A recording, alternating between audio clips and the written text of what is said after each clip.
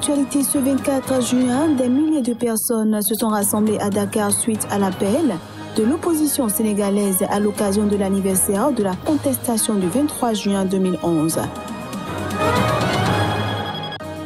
Le procès de Guillaume Soro a connu son épilogue en Côte d'Ivoire.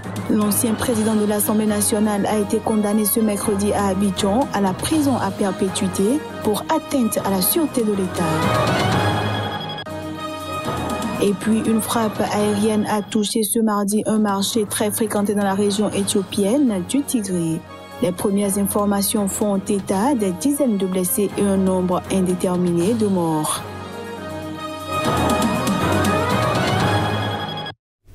Merci de nous choisir pour vous informer. Bienvenue à tous. Les avocats de l'ancien président mauritanien Mohamed Ould Abdelaziz ont dénoncé ce mercredi un acharnement politique contre leur client. Ce dernier a été placé mardi soir sous mandat de dépôt dans l'enquête pour corruption dans laquelle il est inculpé depuis mars. Le juge justifie sa décision par la gravité des faits dont est soupçonné l'ancien président et par son refus de continuer à se présenter trois fois par semaine au commissariat, a indiqué sous le couvert de l'anonymat un magistrat ayant eu connaissance de l'ordonnance. C'est un argument sans fondement parce que notre client est connu, c'est un ancien président, sa résidence est connue et il n'y a aucune crainte pour qu'il ne se présente pas, a dit l'avocat maître Mohameden Ould Ichedou. Ce dernier a aussi dénoncé le fait que la défense n'avait toujours pas eu accès au dossier. Le Sénégal s'est rappelé ce mercredi du mouvement du 23 juin 2011. Ce mouvement de contestation populaire qui avait conduit le président de l'époque, Abdoulaye Wade, à renoncer à son projet de réforme constitutionnelle. Cet anniversaire a été célébré dans la division avec 2 manifestations distinctes à Dakar. 10 ans après, majorité et opposition se sont disputés l'héritage de la contestation du 23 juin 2011, fatale à un 3e mandat du président de l'époque Abdoulaye Wade. Les deux camps s'accusent mutuellement de récupération politique du M23. La majorité pour louer l'action menée depuis par son successeur, l'opposition pour jurer de déjouer toute tentative de sa part de se maintenir en 2024 à la fin de son second mandat. Quelques milliers de personnes se sont réunies dans le quartier du Grand Yoff à l'appel du mouvement de défense de la démocratie M2D, collectif militant soutenant Ousmane Sonko, pressenti comme le principal adversaire de Macky Sall en cas de candidature de ce dernier. Simultanément, quelques milliers de personnes ont convergé vers la place de la Nation à l'appel du mouvement du 23 juin, issu il y a 10 ans de la contestation contre Abdoulaye Wade. Des organisations soutenant le président se sont jointes à l'appel, faisant valoir que leurs membres et Macky Sall lui-même avaient aussi participé aux protestations de 2011. Macky Sall, élu au second tour en 2012 face à Abdoulaye Wade et réélu en 2019, entretient le flou sur ses intentions en 2024. En Centrafrique, un gouvernement a été formé ce mercredi. L'annonce a été faite par la présidence dans un décret. Le nouveau gouvernement formé de 31 ministres et d'un ministre délégué, dont de nombreux entrants, est composé de proches du président Faustin Archange Touadéra, réélu en décembre 2020. Claude Rameau-Biro, fidèle du chef de l'État, prend le poste de ministre de la Défense. Gontran Jono Ahaba, qui était depuis septembre 2017 ministre de l'Énergie, devient ministre des Transports. La formation de ce gouvernement intervient 2 semaines après la nomination de Henri-Marie Dondra au poste de Premier ministre en remplacement de Firmin Ngrebada en fonction depuis février 2019. Les enjeux économiques et humanitaires sont immenses pour le nouveau Premier ministre. L'ONU a estimé fin mai que près de la moitié de la population centrafricaine était en situation d'insécurité alimentaire en raison de l'épidémie de coronavirus, mais également à cause de la situation sécuritaire. Je le disais en titre, le procès de Guillaume Soro a connu son épilogue en Côte d'Ivoire.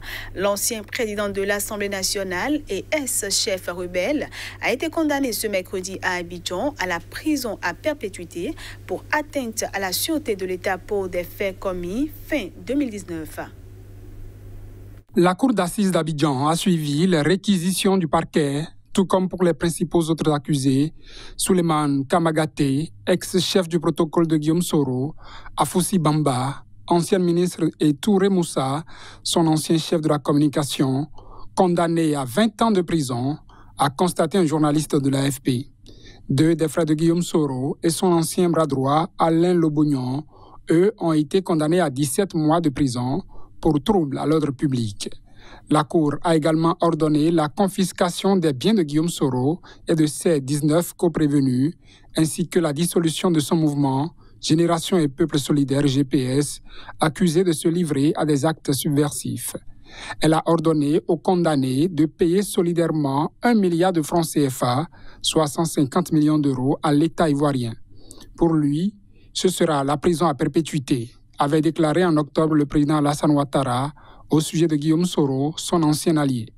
L'ancien Premier ministre et ancien président de l'Assemblée nationale était accusé d'avoir fomenté avec ses partisans une insurrection civile et militaire visant à renverser le pouvoir lors de son retour avorté en Côte d'Ivoire en décembre 2019, 10 mois avant l'élection présidentielle d'octobre 2020.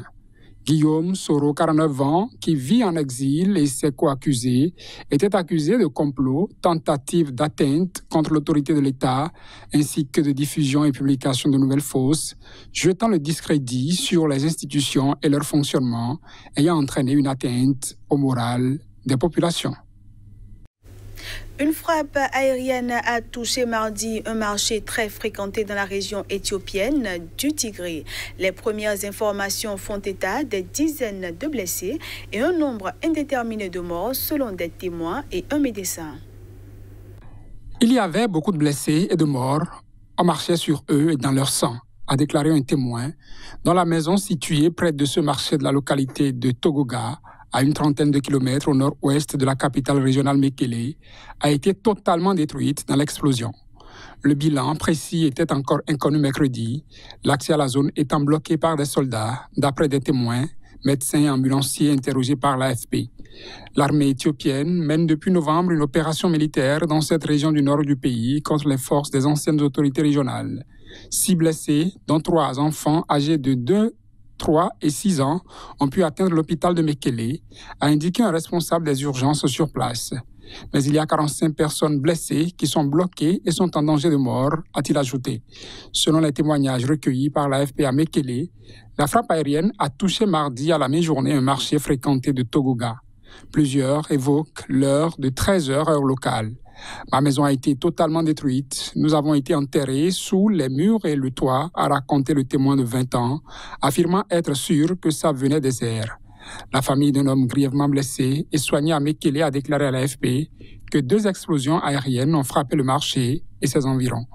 Aïlou Kebede, responsable d'un parti d'opposition au Tigré, dont le frère tient un étal au marché, a indiqué que le marché était particulièrement fréquenté alors que la saison des plantations approche. Son frère lui a raconté que c'est vers la mi-journée qu'un ou plusieurs avions ont bombardé le marché, a-t-il relaté.